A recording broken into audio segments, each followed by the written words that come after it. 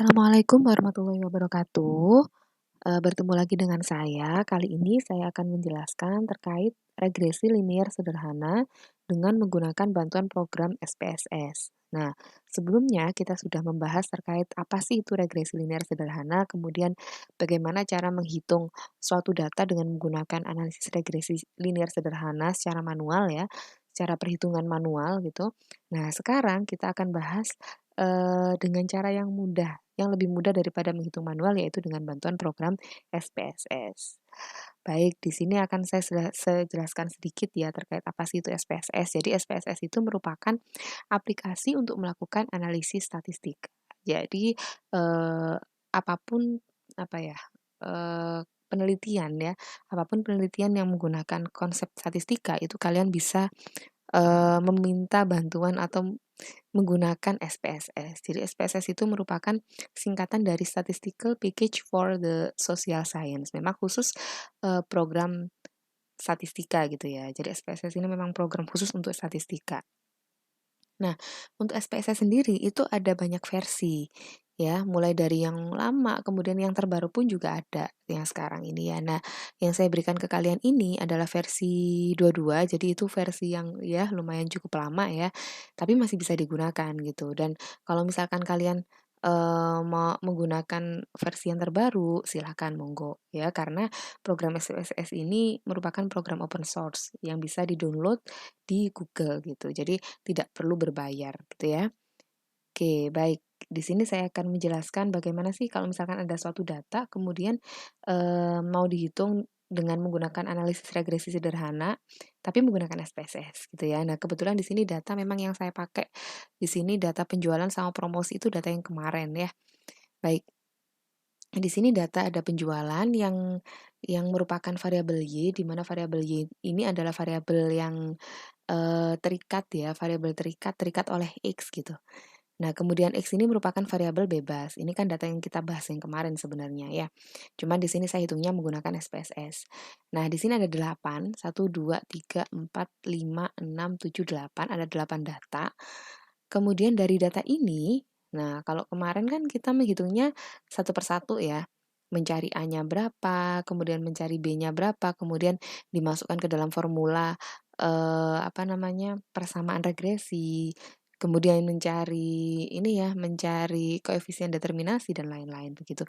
Nah, sekarang ini kita tidak perlu mencari satu persatu karena nanti dengan hanya klik-klik gitu ya, pastinya akan muncul semuanya. Baik, langkah pertama, kalian harus buka dulu program SPSS-nya ya. Dibuka program SPSS-nya, kemudian yang pertama kali dilakukan pilih new dataset di sini ya. Kemudian kalau sudah pilih new dataset, kemudian pilih OK. Nah, pastinya nanti akan muncul seperti ini ya, halaman seperti ini. Nah, data ini itu adalah data yang tadi ya, data yang ada dua tadi X sama Y ya. Nah, kita masukkan ke sini ada 8 data, di mana X sama Y ini kita namain sendiri, yang awalnya di sini hanya tulisan var begitu ya. Nah, ini kita namain sendiri dengan merubah yang ada di sini, variable view. Oke, nanti akan saya praktekkan ya. Selanjutnya, eh, langkah selanjutnya karena di sini kita analisis dengan menggunakan analisis regresi sederhana ya, maka langkah pertama di sini kalian pilih analyze gitu ya. Analyze di sini kemudian pilih regression. Ya, setelah itu pilih linear. Karena kita menghitung dengan menggunakan teori regresi linear sederhana. Oke. Selanjutnya ya. Nah, selanjutnya di sini ada dua gini, penjualan sama promosi. Kenapa? Karena di sebelumnya di sini kita sudah menamai variabel ini sebagai penjualan dan juga promosi. Ya. Kemudian dua data ini kita masukkan. Yang pertama penjualan masukkan ke dependent ya.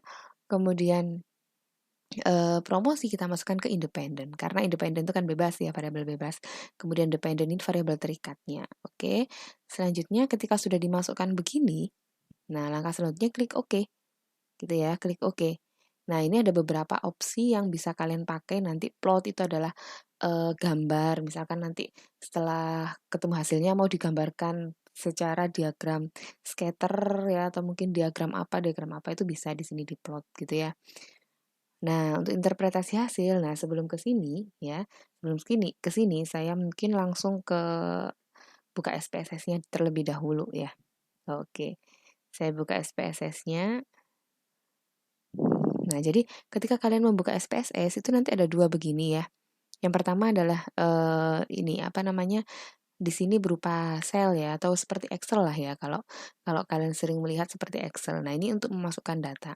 Kemudian yang ini merupakan nanti ketika kalian sudah klik OK setelah tadi ya memasukkan variabel dependent sama independent, nanti hasilnya akan muncul di sini gitu.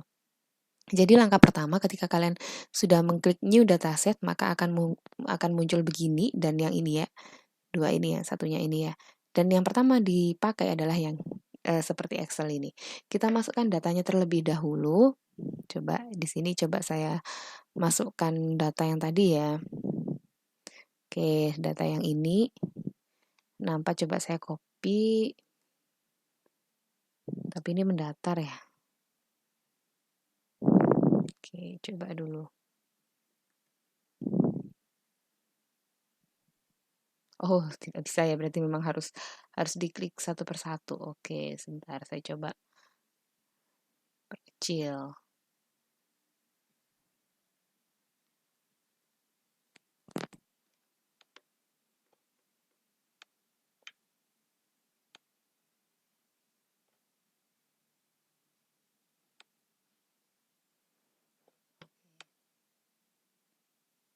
Nah, di sini saya masukkan datanya ya. Jadi ada 64, kemudian 61, 84, 70, 88, 92, 72 dan 77. Oke. Dan ini tidak masalah ya, meskipun belakangnya titik 00 ini bacanya koma 00, jadi nggak ada masalah. Nanti bisa kita hilangkan. Oke, kemudian untuk yang X-nya itu 20, 16, kemudian 34, 23, 27 ya, 32, 18, dan 22. Oke. Nah, selanjutnya kita rubah variabelnya ini ya. Kita rubah. Ini sudah betul ya datanya ya. 20, 16, 34, 23, 27, 32, 18, 22. Oke, yang ini 64, 61, 84, 70, 88, 92, 72, 77. Oke, ini sudah betul ya. Nah, selanjutnya kita rubah di variabel view-nya. Nah, jadi ini yang pertama tadi adalah variabel Y, ya kan? Kemudian yang ini variabel X. Nah, begini. Kemudian untuk labelnya, kita lihat untuk Y-nya adalah penjualan, X-nya adalah promosi. Nah, kita tulis di sini penjualan, yang ini adalah promosi. Nah, selebihnya ini kita tidak perlu ini ya. Oke, ini bolehlah diganti dengan skala ya. Oke, kemudian untuk desimalnya, kalau misalkan nggak perlu pakai desimal berarti 0 saja. Karena tadi kan ada koma 00 gitu ya. Artinya kalau desimalnya 2 itu berarti belakang koma itu ada 2 angka, makanya 00 tadi. Gitu. Oke, selanjutnya Selanjutnya di sini kita lihat ke data view. Nah, otomatis dia berubah. Ya. Dan selanjutnya kita pilih analyze, kemudian regression, kemudian linear. Nah, muncul seperti tadi yang ada di PPT ya. Kemudian yang penjualan ini masukkan ke dependent, promosi ini masukkan ke independent. Nah, baik seperti ini. Kemudian plotnya, kalau misalkan mau ini ya mau lihat histogram itu diagram batang. Kemudian scatter plot ya, itu normal probability plot itu scatter plot bolehlah. Silakan, ini tidak akan mempengaruhi hasil, ini hanya interpretasi apa ya gambarnya saja gitu. Jadi kalau misalkan butuh grafik ya monggo silakan bisa diklik ini gitu. Oke, selanjutnya kita langsung pilih oke saja. Nah, otomatis akan muncul di sini. Ya, kita lihat ini masih loading ya. Nanti akan muncul. Nah, hasilnya seperti ini. Jadi ada beberapa tabel di sini, di mana tabel ini merupakan hasil dari apa namanya analisis regresi. Jadi kemarin ketika kalian menghitung secara manual untuk memperoleh hasilnya, apakah ada pengaruh ya antara penjualan dengan penjualan dengan promosi kan gitu ya. Nah, itu kan kemarin kesimpulannya dengan menggunakan T-tabel atau ini ya, F-tabel kan begitu. Nah, kalau menggunakan SPSS kita tidak perlu membuka T-tabel ataupun F-tabel. Kita cukup melihat angka yang ada di sini, kita bisa menyimpulkan gitu. Oke, jadi ada beberapa ini ya, ada beberapa apa namanya tabel, di mana beberapa tabel ini akan saya jelaskan di PPT juga sudah ada. Kemudian chart ini adalah grafik yang tadinya saya pilih histogram sama normal ini ya, normal probability plot tadi. Nah, jadi untuk histogramnya itu bentuknya diagram batang begini. Kemudian untuk apa namanya normal plotnya itu bentuknya seperti ini. Jadi ada scatter plot namanya ya, diagram di mana ada titik-titik. Kan dulu sudah pernah saya jelaskan juga terkait beberapa jenis diagram gitu. Baik, saya kembalikan ke sini lagi untuk penjelasan hasilnya atau interpretasi datanya. Jadi untuk interpretasi hasil, ya. Oke, untuk interpretasi hasil yang pertama, tabel yang pertama di sini merupakan tabel variabel penelitian. Jadi tabel pertama ini menunjukkan variabel apa saja sih yang diproses gitu ya. Mana yang menjadi variabel bebas dan mana yang menjadi variabel terikat. Di mana variabel bebasnya itu X, variabel terikatnya itu Y gitu ya. Nah, di sini variabel entered ini adalah variabel bebasnya gitu. Oke, jadi ini tidak menunjukkan hasilnya kalau tabel yang pertama. Langsung saja yang kedua. Nah, yang kedua di sini merupakan tabel apa ya, ringkasan model, di mana ringkasan model ini merupakan tabel perhitungan korelasi sebenarnya gitu. Dan kemarin ketika kalian menghitung ya, menghitung secara manual itu kan ketemu R square ya kan, R kuadrat, kemudian adjusted R square kan gitu kan. Ada berapa? Nah, silakan dicek lagi di perhitungan manual apakah sama dan pasti sama gitu. Makanya kenapa saya sarankan bolehlah menggunakan SPSS karena ini lebih mudah, hanya dengan klik saja sudah muncul nilai R square, nilai adjusted R square gitu ya. Kemudian standard error kan gitu. Semuanya sudah muncul di sini gitu. Nah, di sini untuk tabel ini kita membacanya seperti ini. Jadi tabel ini menampilkan nilai R yang merupakan simbol dari nilai koefisien korelasi. Nah, pada contoh di atas nilai korelasinya itu terlihat ini. Jadi ini merupakan nilai korelasi. Jadi nilai korelasinya adalah 0,862. Artinya nilai korelasi kemarin kan kalau kita bicara korelasi itu kan hubungan ya. Nilai korelasi itu berkisar antara 0 sampai 1. Artinya semakin mendekati 1 itu ada hubungan yang erat gitu. Tapi kalau semakin mendekati 0, maka hubungannya tidak terlalu erat begitu. Tetap ada hubungan gitu ya. Cuman kita tidak menyimpulkannya tidak hanya di sini gitu. Kesimpulannya adalah apakah ada pengaruh atau tidak begitu. Kemudian tabel selanjutnya ini merupakan tabel ANOVA namanya. ANOVA itu adalah Analysis of Variance. Nah, jadi tabel di sini ya, ini ada penjelasannya. Tabel ketiga digunakan untuk menentukan taraf signifikansi atau linearitas dari regresi. Nah, kriterianya dapat ditentukan berdasarkan uji F atau uji nilai signifikan. Jadi kemarin yang kalian lihat di tabel F ya, F tabel. Nah, ini dia di sini nanti. Oke.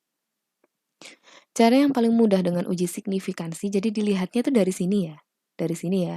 Dengan ketentuan nilai signifikansi kurang dari 0,05, maka model regresi adalah linier. Ya, dan berlaku sebaliknya. Ya. Kemudian di sini coba lihat berdasarkan tabel ketiga, jadi tabel ini ya, tabel ANOVA ini ternyata nilai signifikansinya adalah 0,06. 0,006. Artinya 0,006 ini kan kurang dari 0,05. Ya kan? Sehingga bisa disimpulkan ya bahwa data penelitian ini adalah signifikan. Kalau signifikan itu artinya model regresi linier memenuhi kriteria linearitas atau dapat disimpulkan bahwa terdapat pengaruh positif biaya periklanan terhadap volume penjualan. Jadi menyimpulkan ada pengaruh antara kedua variabel di mana variabel bebas mempengaruhi variabel terikat. Kalau tadi berarti promosi mempengaruhi ini ya penjualan ya kan? Berarti di sini dilihat dari ininya. Oh, ini 0,006 ternyata kurang dari 0,05. Jadi ini sudah ketentuan ya. Jadi 0,05 ini sudah ketentuan. Jadi nggak boleh dirubah. kita hanya perlu mengecek apakah nilai signifikansi yang ada di sini kurang dari atau lebih dari. Kalau misalkan lebih dari berarti tidak ada pengaruh positif, itu artinya. Oke, selanjutnya tabel yang selanjutnya di sini merupakan tabel koefisien, di mana tabel koefisien ini tujuannya adalah mencari nilai A dan juga nilai B, yang dimana nanti dimasukkan ke dalam persamaan regresi gitu ya. Nah, tabel ini merupakan tabel yang menginformasikan terkait persamaan regresi, di mana tabel ini diperoleh nilai regresinya adalah Y sama dengan 40,082 plus 1,497. Jadi kalau misalkan mau ngecek kemarin perhitungan manualnya apakah sama, dan pasti sama gitu ya. Menghitung dengan menggunakan SPSS dan perhitungan manual itu sama. Jadi di sini Y sama dengan 40,082. Ini merupakan nilai A-nya. Kemudian 1,497 ini merupakan nilai B-nya di sini. Jadi ini A, ini B. Jadi tabel keempat ini untuk menuliskan persamaan regresinya begitu. Jadi meskipun tidak menggunakan SPSS, apakah bisa? Bisa, silakan dihitung secara manual gitu ya. Oke. Nah, mungkin itu saja penjelasan terkait bagaimana sih tutorial menghitung persamaan regresi linear sederhana atau menghitung analisis regresi linear sederhana dengan menggunakan program SPSS ya. Semoga bermanfaat dan semangat belajar. Mungkin itu saja dari saya, kurang lebihnya mohon maaf. Saya akhiri. Wassalamualaikum warahmatullahi wabarakatuh.